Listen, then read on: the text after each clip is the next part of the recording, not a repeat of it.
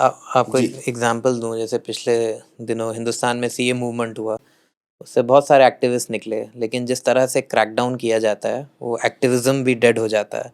اور ہم نے جتنا بھی پروٹیسٹ، جتنا بھی آلٹرنیٹیو اسپیس دیکھا جو ویسٹ میں ایمرج ہوا، اس کا ریئل لیول پالیسی انٹرونشن نہیں ہوا.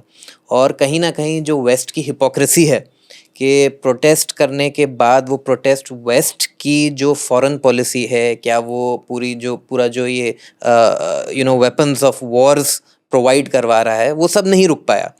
تو وہاں پہ جو math of even western hypocrisy ہے، یا آئی وی لیگ کالجز میں جہاں پہ پروٹیسٹ ہو رہے ہیں، ان آئی وی لیگ کالجز کی جو کمپوزیشن ہے اس میں وہی لبرل لیفٹ گروپس ہیں جو چانسلر کی پوزیشنز میں ہیں، پروفیسر کی پوزیشنز میں ہیں، لیکن کیونکہ پیچھے سے یہودیوں نے یا باقی جو ایونجلیکل یا کرسچن لابیز ہیں یا باقی جو اسٹیٹ لابیز ہیں، انہوں نے بولا کہ ہم آپ کا انڈاؤمنٹ کٹ کر دیں گے، تو وہاں پہ بھی پورا کا پورا پروٹیسٹ کٹ کر دیا گیا. تو ایون دو، کیونکہ ویتنام وار میں بھی اگر آپ دیکھیں گے نوم چومسکی اور بڑے بڑے جو انٹلیکچوئلز ہیں وہ کہیں نہ کہیں سامنے آئے تھے.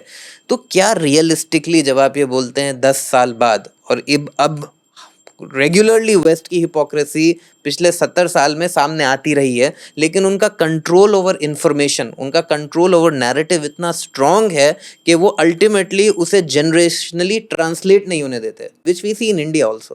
آپ اس کو کس طرح دیکھیں گے؟ دیکھیے، آپ نے شروعات کی، آپ نے سی اے این آر سی والی مہم جو یہاں چلی تھی، وہ اپنے مقصد میں تو کامیاب ہوئی نا.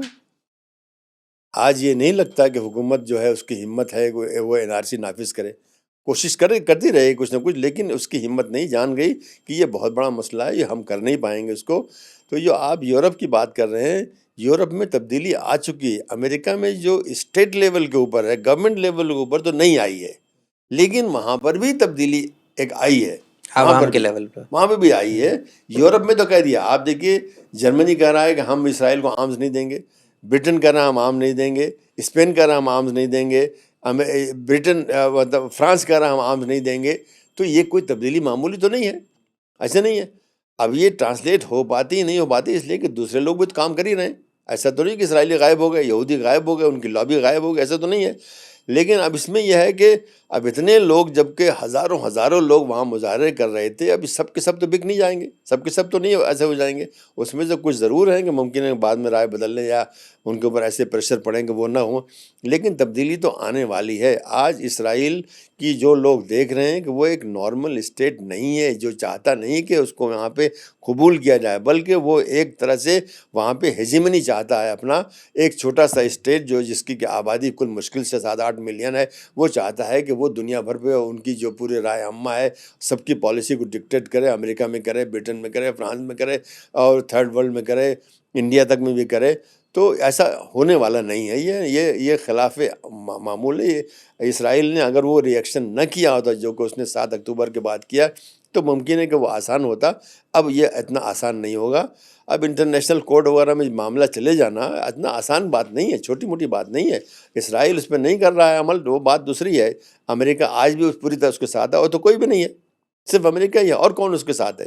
کس کے فوجیں آج پہنچی ہوئی ہیں؟ کس نے اپنے یہاں تھرڈ جو سسٹم ماننے کا وہاں پہ بھیجا ہوا ہے؟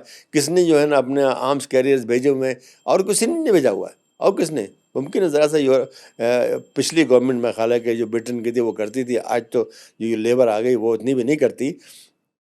تو دنیا تو ان کے ساتھ نہیں کھڑی ہوئی ہے. یہ بات جو ہے میں پوری اس سے کہہ سکتا ہوں.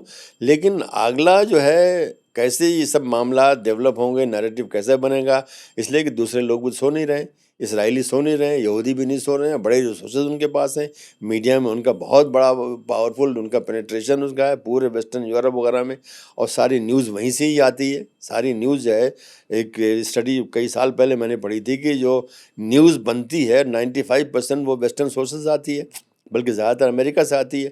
تو اس پر قبضہ ان کا ختم نہیں ہوا ہے. وہ اس کی پوری کوشش کریں گے، لیکن میں نہیں سمجھتا کہ اتنا بڑا جو کچھ ہو گیا ہے، اور اب وہ بھی جاری ہے. اب لبنان میں وہی جاری ہے، وہی پوری تباہی ہو رہی ہے. 2-2 ہزار جگہوں پہ ایک دن میں جا کر وہاں پہ بامبنگ کر رہے ہیں. تو کیا یہ سب لوگ بھول جائیں گے اتنی آسانی سے؟ میں نہیں سمجھتا. اگر وہ بھول جائیں گے تو کم سے کم جو ایریا کے لوگ ہیں وہاں کے، وہ تو نہیں بھولنے والے.